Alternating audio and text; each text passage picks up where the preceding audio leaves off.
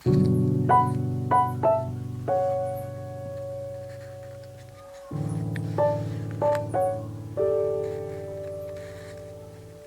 Friends, welcome back to our channel tasty cooking with Supriya. ఈరోజు మీకు టమాటా పచ్చిమిరపకాయల చట్నీ ఎలా చేయాలో చూపించబోతున్నాను.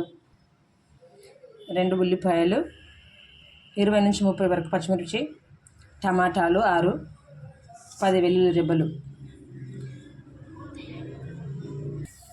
ఓకే, ఇప్పుడు నేను 4 టేబుల్ స్పూన్ ఆయిల్ తీసుకుంటున్నాను. పచ్చిమిర్చి చట్నీ కాబట్టి కొంచెం మనం ఆయిల్ ఎక్కువగానే వాడదాం. కొద్దిగా జీలకర్ర వేసుకున్నాను. ఇప్పుడు కట్ చేసి పెట్టుకున్న ఆనియన్స్,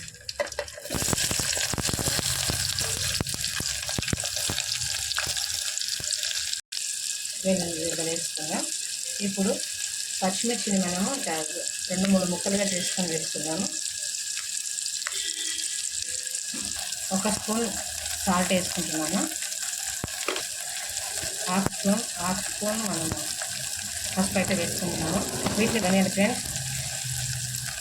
తర్వాత మనము బాగా మగ్గిన తర్వాత మనం టమాటాలు వేసుకున్నాము. ఇది సిమ్లో పెట్టి మగ్గించుకోవాలి.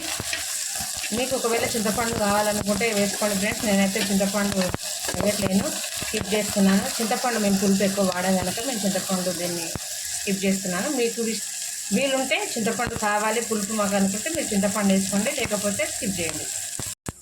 టమాటా పచ్చిమిర్చి ఇలా ఉడికిన తర్వాత మనం ఇప్పుడైతే టమాటాలు వేసుకుందాం.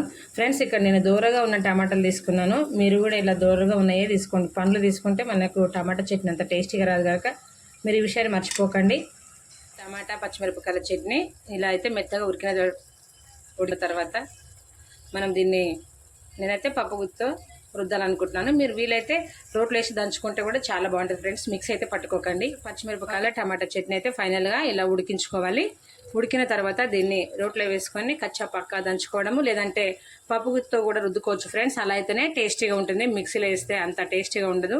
తప్పకుండా మీరు ఇది ట్రై చేయండి ఫ్రెండ్స్.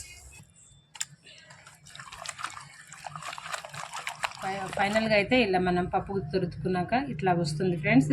మరి ఎక్కువగా మీరు మెత్తగా చేయకండి, ఇలా ఉంటేనే టేస్టీగా ఉంటుంది. మీరు ఈ రెసిపీని తప్పకుండా ట్రై చేసి మీ కామెంట్స్ మాకు తెలియజేయండి.